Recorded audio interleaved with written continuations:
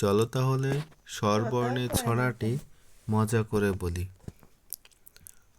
অশোক ফোটে ডালে ডালে, আম গাছে পাতা দোলে, ইলিশ হলো মাছের রাজা, ঈদ এসেছে হবে মজা। উট চলেছে হেলে দুলে, উর্মি দেখো সাগর কূলে, ঋতু আসে ঋতু যায়, ফুল ফলে মন মাতায়, একতারাতে সুর উঠেছে, ঐরাবতের দল ছুটেছে।